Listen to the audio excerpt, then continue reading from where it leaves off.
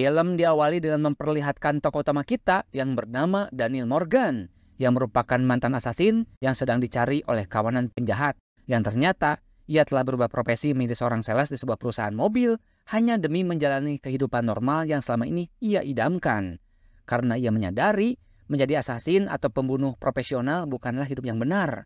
Hingga pada akhirnya ia memutuskan untuk keluar dari dunia itu yang mengharuskan dirinya untuk berurusan dengan orang-orang jahat. Namun, di pekerjaan barunya ini meskipun hanya sebagai sales mobil biasa, si Morgan ini bisa menjadi diri sendiri, yaitu seorang pria biasa yang cinta damai dan jauh dari kekerasan. Ia bahkan mendapatkan pujian dari atasannya karena menjadi salesman terbaik secara berturut-turut. Tapi, saat sang atasan meminta foto dirinya untuk dipajang di website perusahaan, Morgan langsung menolaknya dengan berbagai alasan. Namun, sebenarnya itu semua dilakukannya hanya untuk menjaga agar identitasnya sebagai mantan asasin tidak terekspos. Morgan mempunyai keluarga yang harmonis, di mana memiliki seorang istri yang cutek dan cantik bernama Jessica, dan 3 orang anak yaitu Kyle, Nina, dan Maxie. Morgan pun menjalani hari-hari di kehidupannya dengan senang, meskipun orang-orang di pekerjaannya mengenal dia dengan si culun dan orang yang penakut. Singkat cerita, di hari ulang tahun pernikahannya ia mengajak Jessica untuk pergi ke taman bermain dan naik wahana roller coaster, hanya untuk mengingat masa-masa muda mereka sekaligus kebiasaan unik mereka dalam merayakan ulang tahun pernikahannya. Namun tiba-tiba sekelompok pemuda iseng mengambil foto mereka berdua lalu menguploadnya ke sosial media. Morgan sempat meminta baik-baik untuk menghapusnya, namun ditolak. Pria itu malah meledeknya lalu menyiramnya dengan jus stroberi yang dipegangnya. Saat itu darah asasin dalam dirinya seperti bangkit dari kematian. Namun sekuat tenaga ia menahan amarah itu agar tidak terlibat masalah apalagi di depan istrinya yang menyuruhnya untuk membiarkan mereka. Dengan terpaksa Morgan pun pergi dan membiarkan orang-orang iseng itu selamat untuk bisa kembali bernafas dan melanjutkan hidup mereka. Dalam perjalanan pulang Morgan sempat agak gelisah dan berpikir jika fotonya itu benar-benar tersebar, maka tamatlah ia. Karena keberadaannya bisa diketahui oleh para penjahat. Namun ia segera mengubur pikirannya jauh-jauh dan berharap hal itu tidak pernah terjadi. Hingga beberapa hari kemudian ketakutannya itu benar-benar menjadi kenyataan. Ternyata si Horeng, para penjahat sudah mengetahui keberadaannya dan mulai merencanakan untuk menangkapnya. Tibalah suatu hari ketika Morgan bersama Maxie sedang berbelanja ke supermarket untuk membeli peralatan bayi. Tiba-tiba ia diserang oleh orang tadi kenal yang bisa kita panggil dengan nama Wawan. Wawan pun dengan membabi-babi menyerang Morgan bertubi-tubi, seakan ia tidak peduli bahwa Morgan yang saat itu sedang menggendong Maxie. Namun, dengan keasasinan yang melekat pada diri Morgan, dengan mudah ia menghajar Wawan, yang menurut level bertarung itu sangat jauh dan berada di bawah Morgan. Wawan pun kemudian mencoba mengimbangi Morgan dengan beberapa jurus barbar yang ia miliki. Namun, itu hanya membawa Wawan dalam kondisi yang semakin terpuruk, yang ditandai dengan kepingsanan Wawan setelah dihajar dan dilempar oleh Morgan ke sebuah kulkas. Tidak kurang dari 2 menit bertarung, Wawan pun terlihat tertidur pulas. Morgan pun kemudian pergi di mana orang-orang terlihat olohok akan kekuatan dan gaya bertempur Morgan yang seperti pro. Mereka tidak percaya Morgan yang terlihat culun berubah menjadi petarung dengan adrenalin yang mendekati 1 juta. Bahkan ada tetangganya yang tidak berkedip dan syok akan kejadian yang ia lihat dengan mata kepalanya sendiri. Di satu sisi, Morgan mulai panik. Ia segera pulang dan menggas mobilnya dengan edani lalu memarkir dengan gaya drift. Setelah itu, ia segera mengawasi lingkungan sekitar rumahnya, siapa tahu ada orang yang telah membuntutinya. Ia lalu mulai membuka tas yang tersimpan di tempat rahasia yang berada di tangga, di mana berisi senjata, uang, dan juga paspor. Morgan kemudian menelepon temannya yang bernama Augie dan meminta tolong untuk membuatkan identitas baru untuk dirinya dan keluarganya. Di mana saat itu Augie bilang bahwa McCaffrey sudah bertahun-tahun tengah mencarinya ke berbagai wilayah, tidak juga menemukan keberadaannya. Morgan pun kemudian bilang bahwa McCaffrey kini sudah menemukan dirinya dari fotonya yang tersebar di sosial media. Tak lupa, Morgan juga lalu meminta Augie untuk menyiapkan kamar VVIP di sebuah hotel di Las Vegas, dan 3 hari lagi ia akan menemuinya di sana dengan membayar cash. Morgan ternyata berencana untuk membawa keluarganya pergi dari kota Buffalo dengan alasan liburan ke Vegas seperti cita-cita istrinya yang memang ingin bepergian. Karena tidak ingin membuang waktu, Morgan pun lalu menjemput kedua anaknya, Kyle dan Nina di sekolah, dan meminta mereka untuk segera masuk ke dalam mobil untuk menjemput ibu mereka. Setelah sampai di tempat kerja Jessica, tidak sulit bagi dia untuk memujuk istrinya yang memang menginginkan perjalanan ini, di mana Jessica bahkan terlihat sangat senang. Namun dalam perjalanan pulang, Morgan mengetahui bahwa ia telah ditunggu oleh beberapa orang misterius di dalam mobil di seberang jalan. Ia pun segera kembali ke tempat parkir dengan mengambil jalan pintas lain dan pergi ke arah yang berbeda. Go, go, go! Setelah merasa berhasil mengecoh mobil yang mengikutinya, Morgan pun kemudian melajukan mobilnya dengan santai. Tapi tiba-tiba mereka kembali dibuntuti oleh mobil yang sama. Di saat yang bersamaan, istri dan anaknya Morgan tidak mengetahui kejadian yang sebenarnya, bahwa mereka sedang dibuntuti. Hanya saja sang istri merasa aneh dan tidak biasanya Morgan bersikap terburu-buru dan ceroboh seperti itu. Namun Morgan selalu berhasil untuk mengecoh istri dan anaknya agar tidak tahu kejadian yang sebenarnya. Di saat yang sama Morgan merasa aneh kenapa para penjahat selalu mengetahui keberadaannya. Padahal ia percaya bahwa tadi sudah berhasil untuk mengelabui mereka. Hingga ia yakin bahwa di dalam mobilnya sudah ditanam semacam pelacak oleh para penjahat. Kejar-kejaran masih terjadi di mana istri dan anak-anaknya belum ngeh bahwa mereka sedang dibuntuti. Lalu dengan alasan ingin mengecek mobilnya dan mengganti oli karena mereka akan melakukan perjalanan jauh, akhirnya mereka mampir ke showroom tempat kerja Morgan dan masuk ke bagian servis. Ia pun segera memarkirkan mobilnya, lalu menggunakan mesin hidrolik untuk mengangkat mobil dan akhirnya menemukan alat penyadap yang tertempel. Ia pun lalu mengambil alat itu sekaligus berusaha untuk menyembunyikan mobilnya. Di saat yang bersamaan, para penjahat melihat titik mobil Morgan masih terdeteksi diam di suatu tempat, sehingga mereka memutuskan untuk mengeceknya. Tetapi mereka tidak menemukan mobil Morgan karena keburu keangkat dengan mesin hidrolik. Setelah dirasa kondisi agak aman, Morgan segera membawa alat pelacak tadi dan menempelkannya di mobil milik teman satu kantor yang bernama Harry, yang hobinya ugal-ugalan saat membawa mobil. Dengan sedikit pujian Morgan kepada Harry agar mencoba mobilnya dengan kecepatan edani, Harry pun sangat setuju. Ia lalu menggas dengan bangga dan meninggalkan showroom. Para penjahat lalu mendeteksi pergerakan mobil yang meninggalkan area itu yang mereka kira adalah mobil Morgan. Mereka pun kemudian mengejar mobil itu. Akhirnya, Morgan bisa sedikit bernapas lega karena dia bisa terbebas dari para penjahat. Perjalanan yang sebenarnya ke Pegas pun akhirnya dimulai. Semua anggota keluarga sangat antusias dengan perjalanan ini. Lalu mereka mengabadikannya lewat foto yang akan mereka unggah lewat sosial media. Menyadari hal itu, Morgan pun merasa panik karena takut para penjahatnya bisa melacak keberadaan mereka. Hingga ia meminta semua anggota keluarganya untuk mengumpulkan handphonenya dengan dalih agar kekeluargaan mereka semakin kompak dan tidak bermain handphone, melainkan lebih banyak untuk saling mengobrol. Lalu dengan spontan, ia pun melemparkan semua handphone itu keluar jendela. Sontak hal itu membuat keluarganya kaget dan marah. Namun Morgan berhasil untuk memberi alasan yang rasional agar mereka bisa menikmati perjalanan keluarga langka ini tanpa gangguan HP dan sosial media. Selanjutnya mereka berhenti di sebuah penginapan untuk istirahat. Namun saat menunggu Morgan memesan kamar, rupanya ada seorang gadis yang mengenal identitas Kyle sebagai seorang gamer terkenal. Lalu memintanya untuk difoto bersama. Mengetahui hal itu, Morgan yakin keberadaan mereka sudah diketahui dan memutuskan untuk melanjutkan perjalanan kembali. Ternyata dugaannya benar. Saat melewati jalan tol, Morgan melihat beberapa pemotor yang mencurigakan membuntutinya dan berusaha mendekati mobil mereka. Di saat yang bersamaan, semua keluarga sudah terlelap, kecuali si bungsu Maxi. Ia kemudian memutar lagu yang cukup tenang dengan volume yang kencang dan terhubung dengan headset keluarga, agar istri dan anak-anaknya tidak mendengar kebisingan saat ia melakukan perlawanan kepada para penjahat. Ia pun lalu menyiapkan sepucuk senjata yang sudah dilengkapi dengan peredam hingga kejar-kejaran pun dimulai. Di mana sekali lagi Morgan berhasil melalui rintangan kejar-kejaran ini dari tikung kiri hingga tikung kanan hingga tikung kiri, tikung kanan lagi, dan kemudian mengalahkan semua pemotor itu tanpa membangunkan istri dan anaknya. Amazing dan aneh, bukan? Ya, seperti kita tahu itu tidak mungkin terjadi selain di dalam film. Di mana untuk kejadian tersebut, peran sutradara sangat penting agar membuat alur film ini semakin menarik.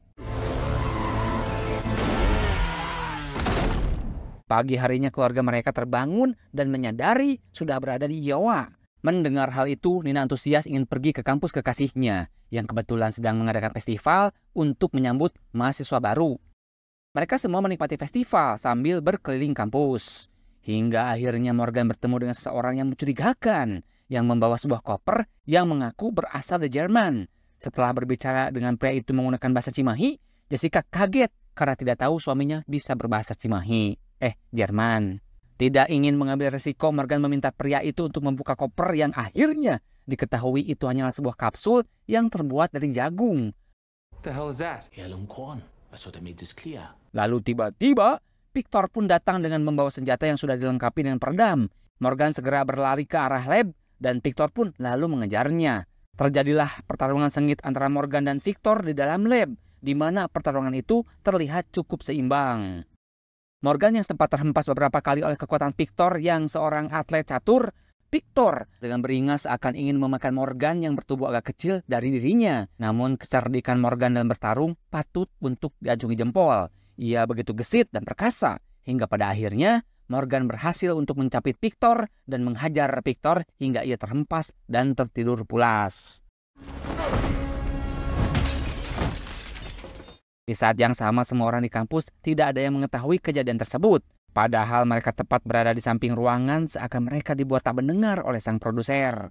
Dan seolah duel itu terjadi di ruangan kedap udara, di mana suara-suara kaca pecah serta tabung reaksi yang berterbangan tidak menimbulkan suara, dan itu semua sungguh berada di luar nalar. Morgan yang terlambat berkumpul karena baku hantam tadi langsung mengajak keluarganya untuk segera meninggalkan kampus dan menuju ke tempat impian, yakni Las Vegas. Singkat cerita, mereka tiba di Las Vegas dan menginap di sebuah hotel yang memiliki pemandangan luar biasa. Morgan lalu keluar dan menemui Augie, di mana ia memang telah janjian di sana, di mana Augie kemudian memberikan paspor dan identitas baru untuk ia dan keluarga. Lalu Augie pun dibayar Morgan dengan uang cash. Kembali ke hotel, Morgan dan Jessica lalu berencana untuk makan malam romantis di sebuah restoran di dekat hotel. Lalu menyuruh Kyle dan Nina untuk tidak pergi kemana-mana dan tetap berada di hotel untuk menjaga Maxie sambil menunggu ia kembali pulang. Tapi siapa sangka saat Morgan dan Jessica pergi, ketiga anaknya pun ikut keluar dari kamar hotel.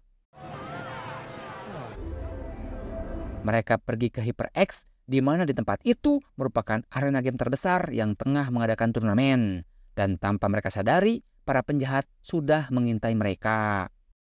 Ketika dinner dengan Jessica, sebenarnya Morgan akan mengungkapkan semuanya pada istrinya tentang hal-hal yang udah dilalui, di mana ia adalah seorang mantan asasin yang mempunyai banyak musuh yang kini tengah mengejar mereka.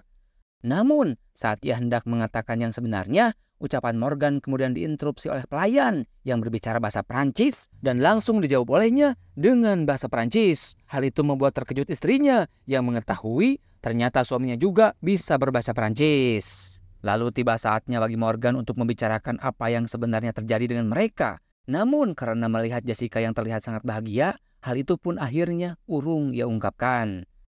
Setelah makan malam yang romantis dengan sang istri, Morgan kemudian berinisiatif untuk mengecek anak-anak mereka dengan menelepon kamar hotelnya. Namun, tidak ada jawaban. Karena panik, akhirnya mereka berdua kembali ke kamar hotel untuk mengecek anak-anak mereka. Namun, rupanya para penjahat yang berjumlah 3 orang udah masuk ke dalam kamar dan salah satunya menyandera Jessica. Setelah dengan mudah melumpuhkan yang 2, tinggal Coogan yang menyandera Jessica, di mana ada percakapan bahwa Coogan akan menghabisi ia dan istrinya. Lalu anak-anak mereka yang sedang berada di HyperX. Coogan pun memanggil Morgan dengan nama aslinya, yaitu Sean. Now, Sean. Saat itu Morgan pun melemparkan pisau tepat ke matanya Coogan, hingga ia pun dead.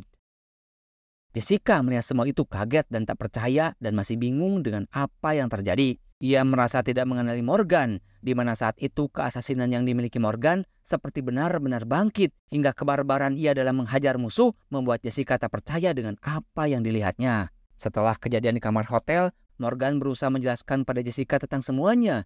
Namun, istrinya itu menolak dan marah. Mereka lalu fokus mencari anak-anak mereka di Hyper X. Bertepatan dengan itu, Kyle menjadi MVP dan memenangkan pertandingan. Morgan pun lalu datang dan mengajak mereka untuk segera keluar dari tempat itu. Namun, ada Annie yang berusaha menembaki mereka dan tentu saja Morgan dan keluarga berhasil lolos dengan mudah. Setelah balas menembak Annie dengan ketepatan logika dan perhitungan keasasinan yang edani, hingga membuat Annie pun tertidur pulas untuk selamanya. Namun bagaikan jodoh, ia kembali bertemu dengan Wawan yang sebelumnya tertidur pulas di kulkas supermarket. Tapi kini Wawan telah kembali segar.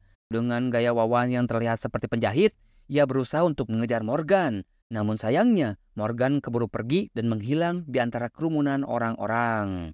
Mereka akhirnya tiba di sebuah penginapan, dan Morgan pun kemudian menjelaskan tentang identitas dia yang sebenarnya. Nama aslinya adalah Sean. Ia adalah seorang pembunuh bayaran yang diadopsi sejak usia 4 tahun dan dididik untuk menjadi pembunuh profesional.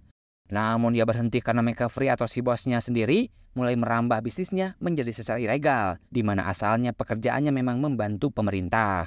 Melalui penjelasan Morgan, akhirnya semua hal-hal yang terjadi mulai masuk akal. Tentang ia yang tiba-tiba mengajak bepergian, tentang handphone yang dibuang, lalu tentang orang-orang yang mengejar mereka. Satu persatu anggota keluarganya mengungkapkan kekecewaan padanya dan meninggalkan Morgan sendirian. Lalu pagi harinya Jessica dan anak-anak mereka memutuskan untuk kembali ke Buffalo karena keberadaan Morgan justru membuat mereka ada dalam bahaya. Sekuat tenaga Morgan mencegahnya dengan mengatakan situasi sedang tidak aman dan meminta mereka agar tetap tinggal. Namun usahanya sia-sia karena mereka memutuskan untuk tetap pergi tanpanya.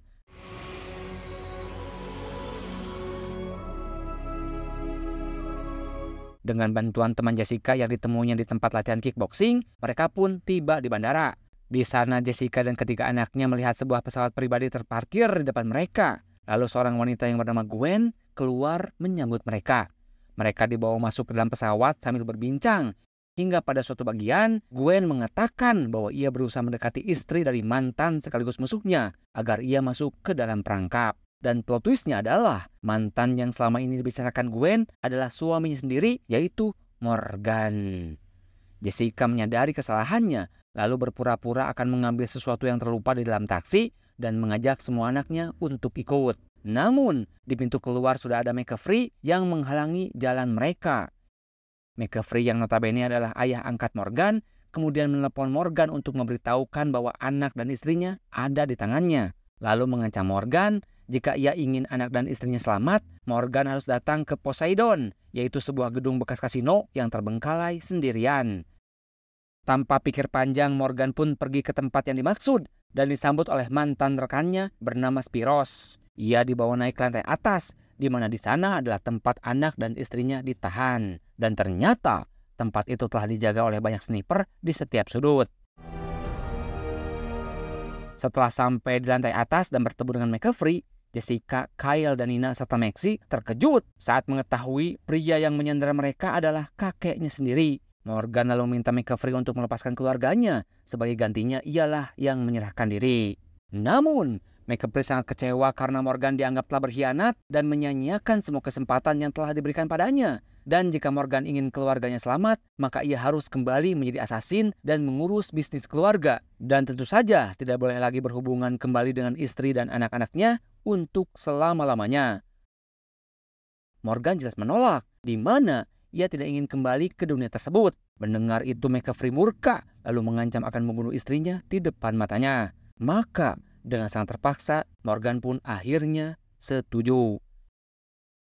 Jessica dan ketiga anaknya kemudian diantar pergi oleh Spiros ke bandara. Tapi di dalam lift, Jessica berubah pikiran untuk membantu suaminya. Dengan menggunakan pampers Maxie yang bau dan penuh kotoran, ia menempelkan pampers itu ke wajah Spiros, lalu mendorongnya keluar dari lift hingga ia jatuh ke bawah dari lantai atas.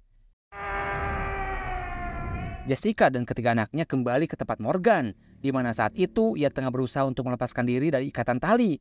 Di saat yang sama, ia dengan mudah melumpuhkan Gwen dengan teknik rahasia seorang asasin yang membuat Kyle dan Nina terkagum. Dan Gwen pun tertidur pulas.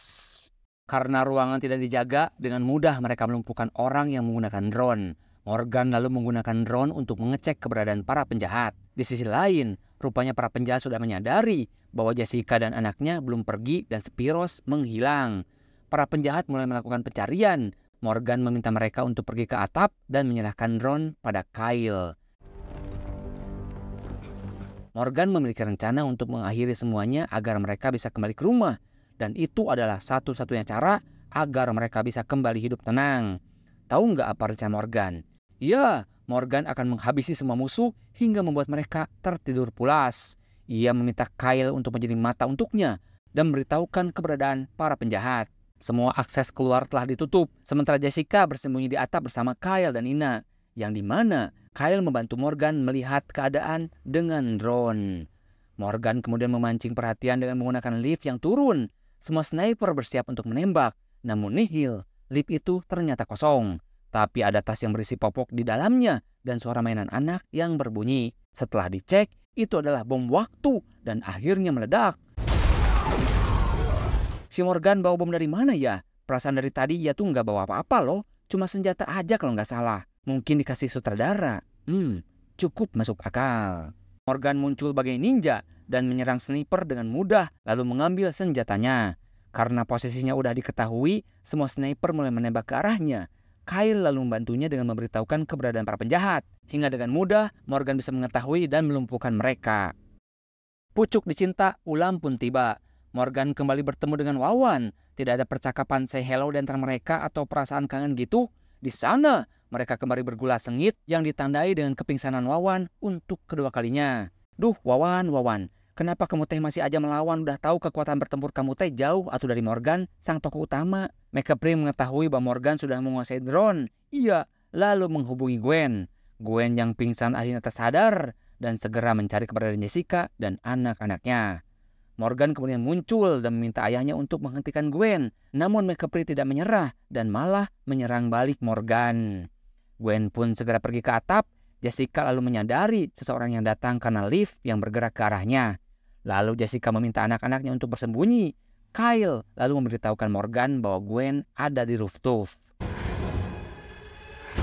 Is that you? Jessica dan Gwen kemudian terlibat pertarungan dahsyat antar wanita. Di lantai bawah, hampir semua anak buah McCaffrey dengan mudah dikalahkan dengan bantuan Kyle. Sementara Jessica masih berusaha mengalahkan Gwen, namun ia tertimpa tembok. Ternyata Gwen jago juga dalam berduel hingga Jessica hampir kalah dibuatnya.